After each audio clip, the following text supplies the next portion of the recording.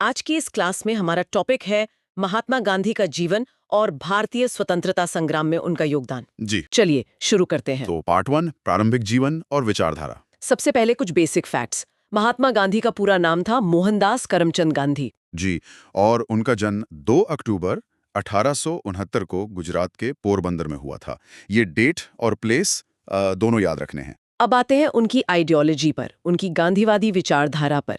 इसके 4 मुख्य कॉन्सेप्ट्स को समझना बहुत जरूरी है। बिल्कुल। पहला है अहिंसा, नॉन वायलेंस। इसका मतलब है किसी भी परिस्थिति में हिंसा का प्रयोग न करना। ये तो उनकी विचारधारा का आप कह सकती हैं मूल आधार था। बिल्कुल। दूसरा कॉन्सेप्ट है सत्याग्रह। ये शब्द 2 शब्दों से बना है, सत्य और आग्रह। यानी सत्य के लिए आग्रह। यह अन्याय के खिलाफ लड़ने का एक नॉन वायलेंट तरीका था। हाँ, ये एक बहुत इंपॉर्टेंट कॉन्सेप्ट है। हम आगे देखेंगे कि उन्होंने इसका इस्तेमाल कैसे किया। तीसरा है हिंद स्वराज। जी। हिंद स्वराज उनके आत्मशासन या सेल्फ रूल के विचार को दर्शाता है। और चौथा स्वदेशी। स्वदेशी का अर्थ है अपने देश में बनी चीजों का ही इस्तेमाल करना और विदेशी वस्तुओं का बहिष्कार करना। तो ये 4 स्तंभ हो गए, अहिंसा, सत्याग्रह, हिंद स्वराज और स्वदेशी। जी।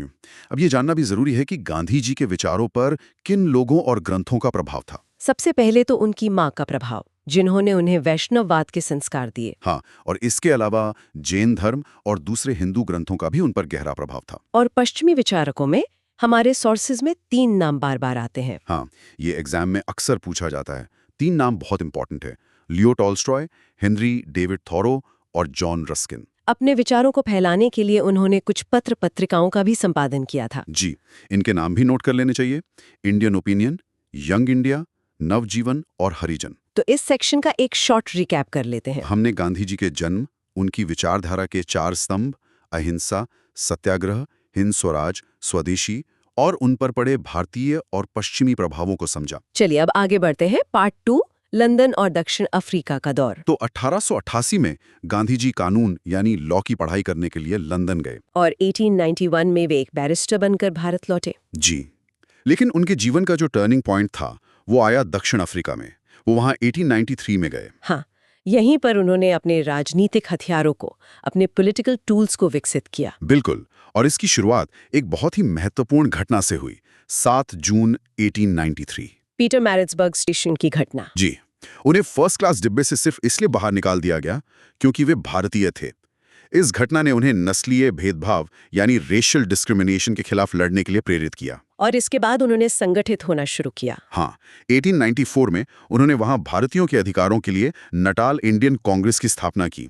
इसका पर्पस था भेदभाव के खिलाफ संगठित होकर आवाज उठाना। उन्होंने कुछ बस्तियां भी बसाई, जैसे फीनिक्स सेटलमेंट। जी, वो 1904 में डर्बन में स्थापित की गई थी। और फिर आई वो तारीख जब उन्होंने पहली बार सत्याग्रह का इस्तेमाल किया। 11 सितंबर 1906। ये एक और बहुत इंपॉर्टेंट डेट है। गांधी जी ने दक्षिण अफ्रीका में अपना पहला सत्याग्रह आयोजित किया। और ये उस कानून के खिलाफ था जिसमें भारतीय नागरिकों को अपने पास पहचान पत्र मतलब पासेस रखना अनिवार्य कर दिया गया था। हाँ, और यहीं पर सत्याग्रह का पहला सफल प्रयोग हुआ। 1910 में उन्होंने टॉल्स्टॉय फार्म की भी स्थापना की। जी, जोहानिसबर्ग के पास। और 1913 में वोल्केस्टर सत्याग्रह का नेतृत्व किया। तो इस सेक्शन का सबसे इम्पोर्टेंट पॉइंट क्या है? देखिए, इंपॉर्टेंट पॉइंट ये है कि दक्षिण अफ्रीका ही वो प्रयोगशाला थी, वो लेबोरेटरी थी, जहां गांधी जी ने सत्याग्रह और नॉन वायलेंट रेजिस्टेंस को एक पॉलिटिकल टूल के रूप में सफलतापूर्वक टेस्ट किया। पीटर मैरिट्सबर्ग की घटना, नटाल इंडियन कांग्रेस की स्थापना और पहला सत्याग्रह, ये की इवेंट्स हैं। बिल्कुल। अब हम आते हैं पार्ट 3 पर। भारत में गांधी जी का युग, the Gandhian era in India, 1915 से 1948 तक। तो 9 जनवरी 1915 को गांधी जी भारत वापस लौटे। जी। और मई 1915 में उन्होंने अहमदाबाद के पास कोचरब में सत्याग्रह आश्रम की स्थापना की। उनकी पहली बड़ी सार्वजनिक उपस्थिति, पब्लिक अपीयरेंस, कब और कहाँ हुई? वो हुई फरवरी 1916 में बनारस हिंदू विश्वविद्यालय यानी BHU के उद्घाटन समारोह में। अब बात करते हैं भारत में उनके शुरुआती सत्याग्रहों की। ये तीनों आंदोलन क्षेत्रीय थे, रीजनल थे, लेकिन बहुत सफल रहे। हाँ, और इनका क्रम, इनका सीक्वेंस याद रखना जरूरी है।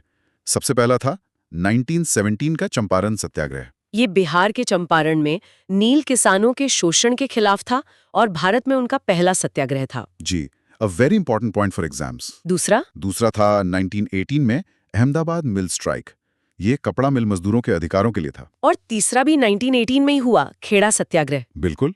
गुजरात के खेड़ा में फसल खराब हो जाने के बाद किसानों के लगान माफी के लिए यह आंदोलन किया गया। तो चंपारण, अहमदाबाद, खेड़ा, ये थे उनके शुरुआती सफल प्रयोग। जी, और इन सफलताओं के बाद उन्होंने अपना पहला अखिल भारतीय यानी पैन इंडिया आंदोलन शुरू किया। अगस्त 1920 में असहयोग आंदोलन, नॉन कोऑपरेशन मूवमेंट। हाँ, इसके बाद एक और इम्पोर्टेंट फैक्ट है। 1924 में उन्होंने बेलगाम में कांग्रेस के अधिवेशन की अध्यक्षता की। और ये एकमात्र मौका था जब गांधी जी कांग्रेस के अध्यक्ष बने। ये फैक्ट नोट करने जैसा है। बिल्कुल। अब आते हैं एक और बड़े आंदोलन पर, 12 मार्च 1930। नमक मार्च या दांडी मार्च। जी, उन्होंने साबरमती आश्रम से दांडी तक प्रसिद्ध पदयात्रा शुरू की। और 6 अप्रैल 1930 को दांडी में नमक कानून तोड़कर उन्होंने एक नए आंदोलन की शुरुआत की, सविनय अवज्ञा आंदोलन, सिविल डिसोबीडियंस मूवमेंट। इसके तुरंत बाद 5 मई 1930 को उन्हें गिरफ्तार कर लिया गया। हाँ, और उन्हें यरवदा जेल भेज दिया गया। फिर आता है 5 मार्च 1931, गांधी इरविन पैक्ट। ये सरकार और गांधी जी के बीच एक समझौता था। और इसी पैक्ट के बाद सितंबर 1931 में वे लंदन में दूसरे गोलमेज सम्मेलन में शामिल हुए, जी। सेकेंड राउंड टेबल कॉन्फ्रेंस में। इसके बाद 20 सितंबर 1932 को उन्होंने एक आमरण अनशन शुरू किया। हाँ, फास्ट अनटू डेथ। ये उन्होंने कम्युनल अवार्ड के विरोध में शुरू किया था। और इस अनशन का परिणाम था पूना पैक्ट। बिल्कुल। 24 सितंबर 1932 को गांधी जी और डॉक्टर अंबेडकर के बीच ये समझौता हुआ। और उसके कुछ ही दिन बाद 30 सितंबर 1932 को उन्होंने हरिजन सेवक संघ की स्थापना की। जी, अब हम उनके जीवन के अंतिम चरण, द फाइनल फेज की तरफ बढ़ते हैं। 8 अगस्त 1942 भारत छोड़ो प्रस्ताव यानी क्विट इंडिया रेजोल्यूशन को अपनाया गया। और अगले ही दिन 9 अगस्त 1942 को गांधी जी को गिरफ्तार कर आगा खां पैलेस जेल में रख दिया गया। 1945 में शिमला सम्मेलन हुआ। जी, जून 1945 में उन्होंने वायसरॉय को सलाह देने के लिए शिमला कॉन्फ्रेंस में भाग लिया। और फिर 15 अगस्त 1947 जब भारत आजाद हुआ, एक सवाल जो अक्सर पूछा जाता है कि उस दिन गांधी जी कहाँ थे। उस दिन गांधी जी कलकत्ता में थे, और वो दिन उन्होंने प्रार्थना, उपवास और चरखा काटते हुए बिताया। वो जश्न से दूर थे। और अंत में 30 जनवरी 1948 नाथुराम गोडसे द्वारा उनकी हत्या कर दी गई। जी।